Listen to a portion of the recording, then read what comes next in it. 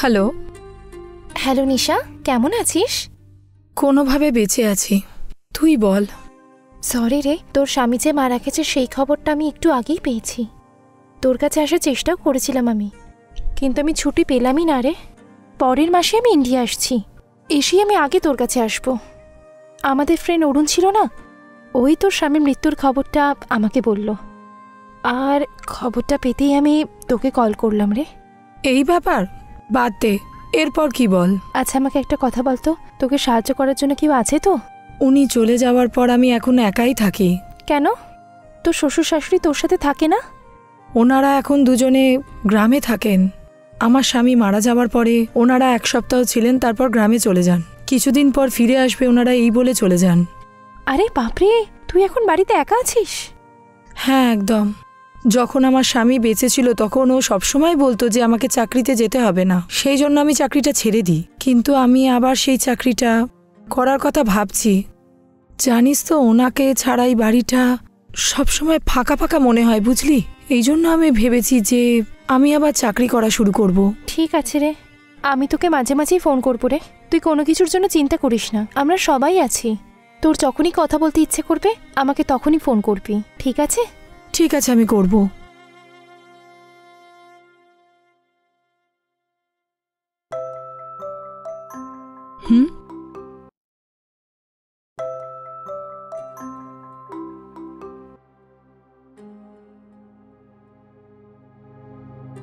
কে আপনি, কি চাই?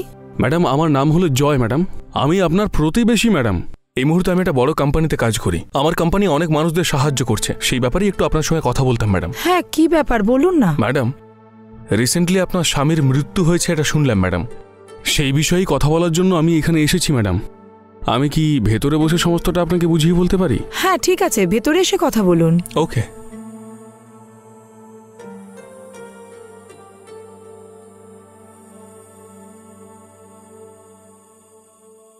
আপনার জন্য আমি কফি বানিয়ে আনবো নাকি চা? আরে কোনো ব্যাপার না, আপনাকে কোনো কষ্ট করতে হবে না। সেরকম কোনো ব্যাপার না, 1 মিনিট।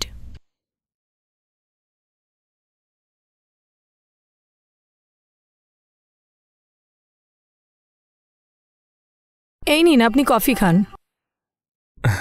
Thanks madam.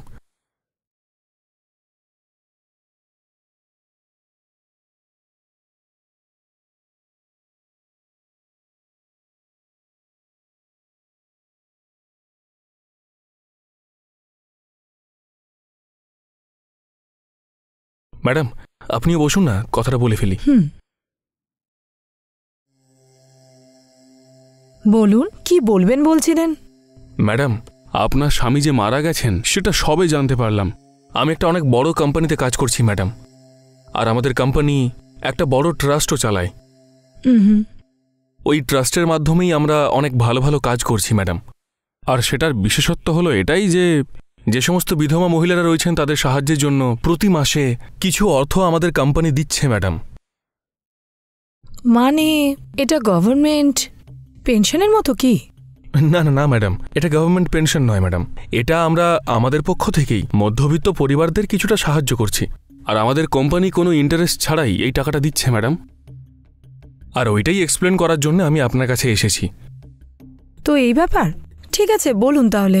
ম্যাডাম, আমরা যে পেনশনটা দিচ্ছি তাতে আপনার অনেক সাহায্য হবে। প্রতি মাসে 5,000 টাকা আপনার অ্যাকাউন্টে জমা হয়ে যাবে। তার মানে প্রতি বছর 60,000 টাকা পাবেন। আর শুধু এটাই নয়, আর যদি আপনি কোনো ব্যবসা করতে চান তাহলে বিনা সুদে পার্সোনাল লোনও আমরা দিয়ে থাকি ম্যাডাম। আর এই ব্যাপারে সবকিছু আপনাকে বোঝাবার জন্যই আমি আজকে আপনার বাড়িতে এসেছি। তাই নাকি? আপনার কোম্পানি থেকে যদি আমি পেনশন পাই তো আমাকে কি কোনো ডকুমেন্টস দিতে হবে কি?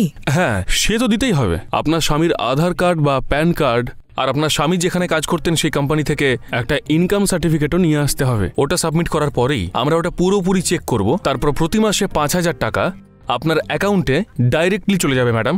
ঠিক আছে, আপনি যে ডকুমেন্টসগুলো বললেন রেডি হয়ে গেলেই আমি আপনাকে ফোন করব, তখন আপনি এসে এখান থেকে ডকুমেন্টসগুলো নিতে পারেন। ঠিক আছে ম্যাডাম, আমি চলি তাহলে। ঠিক আছে।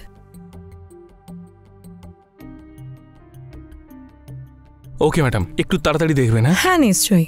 ম্যাডাম, আপনার যদি কখনো কোনো সময় কোনো রকম প্রয়োজন মনে হয় নির্দ্বিধায় আমাকে জানাবেন ম্যাডাম। আমি অবশ্যই সাহায্য করব। কোনো ব্যাপার না, আপনি বলেছেন এটাই যথেষ্ট। অনেক ধন্যবাদ। ওকে ম্যাডাম, আমি চলি তাহলে। হ্যাঁ, ঠিক আছে।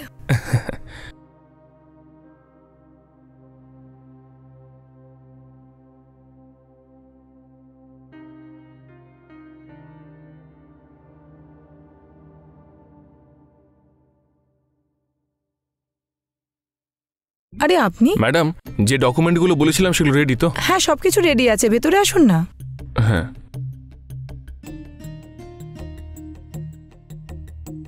আপনি এখানে বসুন, আমি ডকুমেন্টস নিয়ে আসছি। ঠিক আছে ম্যাডাম।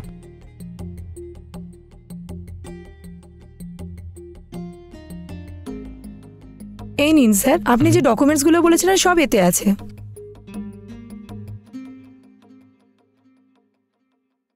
ম্যাডাম, এই ফাইলগুলো আমি আমার অফিসে দিয়ে দিচ্ছি ম্যাডাম।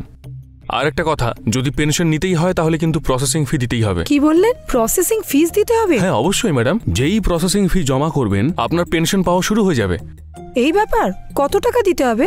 মাত্র 10,000 টাকা ম্যাডাম। 10,000 টাকা? এ কি, হঠাৎ করে 10,000 টাকা জমা করতে বলছেন আপনি? যদি টাকার কথা আগেই যদি বলে দিতেন তাহলে আমি কোনোভাবে ব্যবস্থা করে রাখতাম। হঠাৎ করে 10,000 টাকা ডিমান্ড করলে আমি কোথা থেকে নিয়ে আসবো বলুন? ওনার মৃত্যুর সময় অনেক টাকা খরচ হয়ে গেছে, আমার কাছে এখন একটা টাকাও নেই। এখানে এত অভাব, আমি আপনাকে টাকা কি করে দেব? আচ্ছা এই ব্যাপার, কি বলি বলুন তো আপনাকে। এখন যদি প্রসেসিং ফি না দেন তাহলে তো পেনশন ফাইল তো অফিসে মুভই করবে না। আপনি কিছু মনে করবেন না, স্বামীর শোকে ডুবে থাকা বিধবাদের সাহায্য করাটাই একটা ভালো ট্রাস্টের কাজ। এইরকম প্রসেসিং ফিস দিলেই পেনশন পাওয়া যাবে এটা কেউ বলে না। দেখুন, সত্যি বলতে গেলে প্রথম থেকে আপনার ওপর আমার সন্দেহ হচ্ছিল, কিন্তু আমি পুরোপুরি বুঝে গেছি আপনি একজন ঠকবাজ। দয়া করে আমার সব ডকুমেন্টস ফেরত দিয়ে দিন প্লিজ। না না, কোনো ব্যাপার না, আমি না হয় আমার অফিসে বলে আপনার পেনশনের ব্যবস্থা করছি। না না, বাদ দিন। আপনার কথা শুনে মনে হচ্ছে সব কিছুই পুরোটাই মিথ্যে। আমাকে আমার সব ডকুমেন্টস ফেরত দিয়ে দিন। একই ম্যাডাম, হাতের লক্ষ্যকে পায়ে ঠেলছেন আপনি। আর কি বলবো, আপনার উপর বিশ্বাস করে আপনার কথা শুনেই আমি সব ডকুমেন্টস দিয়েছিলাম, কিন্তু আপনি যখন পেনশনের জন্য প্রসেসিং ফিস জমা করতে বললেন তখনই আমার বিশ্বাস ভেঙে গেল। আমার কোনো পেনশন চাই না, আপনি শুধু এখান থেকে যান।